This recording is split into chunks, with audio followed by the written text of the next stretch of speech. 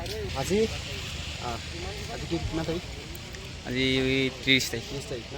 আজি 30 জুন। আমাৰ ছাৰ আছে এইখিনি, ছাৰ আৰু মই, আমাৰ ভাইটি দিবাকৰ আছে, কংকন আছে আৰু এজন দাদা আছে নিউজ পৰ্টেলৰ, আৰু আমি সকলোৱে মিলি পেলাই আজি আমাৰ এই যিখন দলং আছে, দলংখনৰ দুইটা ছাইডে গছ বৃক্ষৰোপণ কাৰ্যসূচী আমি হাতত তুলি লৈছোঁ।